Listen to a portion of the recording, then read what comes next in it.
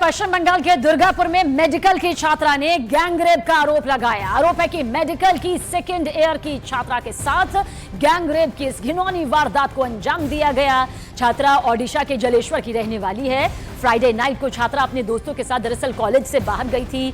आरोप यह कि इसी दौरान कुछ बदमाशों ने जंगल ले जाकर उसके साथ गैंगरेप की वारदात को अंजाम दिया। पुलिस ने पीड़ित छात्रा का स्टेटमेंट रिकॉर्ड कर अब जांच शुरू कर दी है और इस घटना के विरोध में छात्र सड़क पर उतर आए हैं। छात्रों में गुस्सा है, जिसके चलते प्रदर्शन से भरी तस्वीर भी यहां पर निकलकर सामने आई है। फिलहाल पूरे मामले की तफ्तीश जारी है।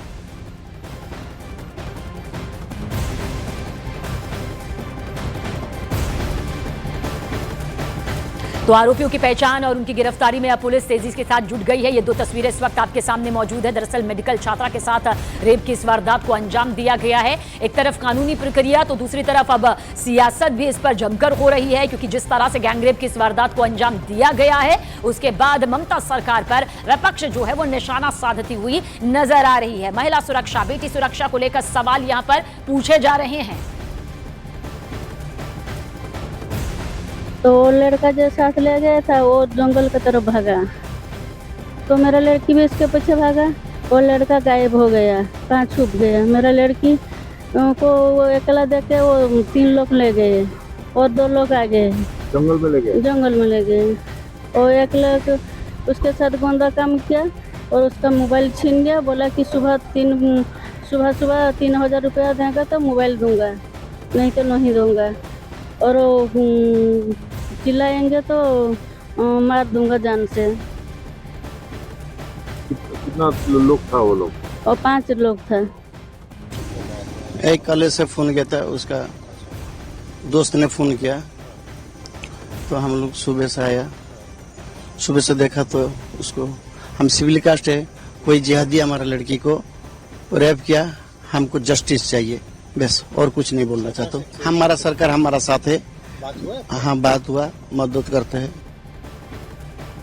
तो पूरे मामले पर दुर्गापुर के एडीएम ने कहा कि फिलहाल पीड़िता की हालत स्थिर है, उनकी मां उसके साथ है। हमने उन्हें पूरा सहयोग दिया है और आश्वासन दिया कि कार्रवाई की जाएगी।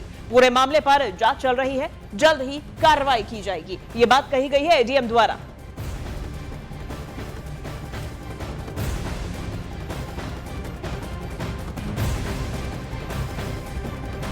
She is in a stable condition and her mother is with her. She is very anxious. That's very natural thing, and we gave her all the supports and assured them that action should be taken. देखिए, पश्चिम बंगाल में कानून व्यवस्था को लेकर BJP ने ममता सरकार पर जमकर हमला बोला और आरोप लगाया कि ममता सरकार में बेटियां सुरक्षित नहीं है, महफूज नहीं है। तो वहीं सरकार का दावा यह है कि जांच चल रही है और जल्द ही इस पर कार्रवाई भी होगी। ममता बनर्जी का चीफ मिनिस्टरशिप में कोई बेटी, कोई बहन सुरक्षित नहीं है। यहाँ का पुलिस ममता बनर्जी और उनकी भतीजा को प्रोटेक्शन देना और रिश्वत उठाने का काम में जुटा हुआ है। और कैसे बीजेपी को और अपोजिशन को दबाया जाए, फॉल्स एफआईआर किया जाए, इस सब काम में ये लोग प्रायोरिटी दिया है। तुरंत ही पुलिस कार्रवाई शुरू कर चुकी है, कार्रवाई चल भी रही और जो बेटी है उसका इलाज भी चल रहा है। उड़ीसा से उसके माता पिता आए हैं, उनको बुलवाया गया है और उनको भी, वो भी आस्था रखते हैं पश्चिम बंगाल सरकार के ऊपर और पुलिस के इस कार्रवाई पर।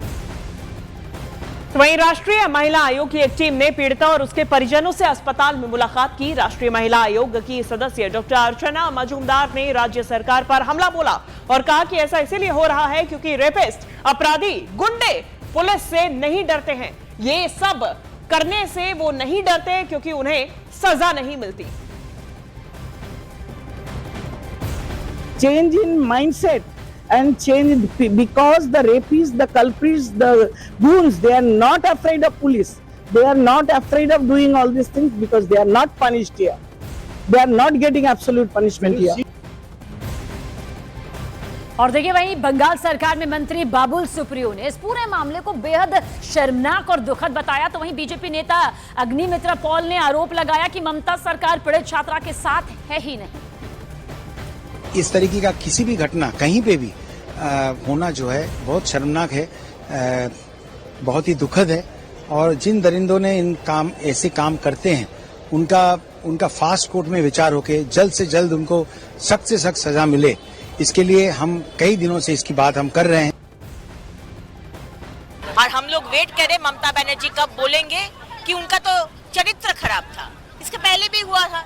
अगर गैंगरेप होता है तो जिसका जो विक्टिम है उसका साथ मुख्यमंत्री नहीं खड़े होते, उसका चरित्र खराब है ये बोलते, और जो मिसक्रिएंस है उनका साथ में, उनका पक्ष में हमारे सरकार, हमारे मुख्यमंत्री खड़े होते हैं। तो बंगाल में मेडिकल छात्रा से रेप के बाद में बीजेपी ने बंगाल सरकार पर हमला किया है। बीजेपी के अमित मालवीय ने ट्वीट करके कहा है कि पश्चिम बंगाल में यौन हिंसा का एक और भयावह मामला सामने आया, जहां आरजी कर मेडिकल कॉलेज और अस्पताल की घटना के बाद में दुर्गापुर के मेडिकल कॉलेज की सेकेंड ईयर की मेडिकल छात्रा के साथ में सामूहिक बलात्कार किया गया। ओडिशा निवासी पीड़िता को शुक्रवार रात के पास में जंगल में घसीट कर ले जाया गया और उसके साथ मारपीट की गई। उसका बयान दर्ज कर लिया गया है और उसका इलाज भी जारी है। वासिफ अली नाम के एक मुस्लिम व्यक्ति और उसके साथियों के खिलाफ दर्ज की गई ये पूरे मामले में एफआईआर है, लेकिन कानून व्यवस्था की ये बार बार की विफलता ममता बनर्जी के प्रशासन के तहत एक परेशान करने वाले पैटर्न को उजागर करती है। पश्चिम बंगाल महिलाओं के लिए सुरक्षित नहीं है, ये ट्वीट किया गया है अमित मालवीय द्वारा। और देखिए वहीं ओडिशा बीजेपी के नेता बिरंची नारायण त्रिपाठी ने आरोप लगाया कि बंगाल में महिलाओं के खिलाफ अपराध बढ़े हैं, जबकि समाजवादी पार्टी की नेता डिंपल यादव ने इस वारदात के लिए राज्य सरकार को ही जिम्मेदार ठहराया। सबसे चिंताजनक विषय यह है कि वेस्ट बंगाल का मुख्यमंत्री एक महिला है। वो महिला होने के बावजूद महिला हिंसा में जो संपृक्त है उनका विरोध में जो कड़ी कार्रवाई लेना चाहिए ले नहीं रहे हैं। दुर्भाग्यपूर्ण घटना घटी है पश्चिम बंगाल में जो घटी है, और खाली पश्चिम बंगाल में नहीं, लगातार महिलाओं के प्रति इस तरह की घटनाएं बढ़ती जा रही हैं। अगर आप उत्तर प्रदेश के आंकड़े निकाल के देखेंगे तो महिलाओं के साथ जघन्य अपराध पिछले 10 सालों में मैं समझती हूँ डबल से भी ज़्यादा हो गए हैं। तो कहीं ना कहीं जहां इसमें सरकार जिम्मेदार है, क्योंकि सरकार कोई कदम नहीं उठाती है। और वहीं बात कानपुर की करेंगे, जहां हुए पटाखे ब्लास्ट के बाद में दीपावली से पहले उत्तर प्रदेश पुलिस पूरी तरीके से एक्शन मोड में है। मुख्यमंत्री योगी आदित्यनाथ के निर्देश के बाद पूरे प्रदेश में सघन चेकिंग अभियान चलाया जा रहा है। पुलिस ने लखनऊ, अयोध्या, आगरा और जौनपुर सहित कई जिलों में मार्केट में जाकर दुकानों की गहन जांच की। बीटीएस की टीम, स्नाइपर डॉग्स और वरिष्ठ अधिकारी मौके पर मौजूद रहे। लखनऊ के भूतनाथ मार्केट में पुलिस ने खुद जाकर चेकिंग की है और अवैध पटाखा बेचने वालों के खिलाफ कार्रवाई की चेतावनी दी। वहीं जौनपुर में लाखों रुपए के अवैध पटाखे जब्त किए गए। आगरा और अयोध्या में भी टीम्स द्वारा दुकानों और गोदामों की जांच की गई है। 4 तस्वीरें आपको दिखाते हैं। उत्तर प्रदेश में बेहद ही सख्ती से इस चेकिंग अभियान को चलाया जा रहा है। चाहे लखनऊ हो, आगरा हो, जौनपुर हो, एटा हो, तमाम जगहों पर अवैध पटाखे के गोदामों की जांच की जा रही है और चुन चुनकर इन्हें पकड़ा जा रहा है। इनके विरुद्ध कार्रवाई की जा रही है। अवैध फैक्ट्रीज पर भी छापेमारी कार्रवाई देखी गई है।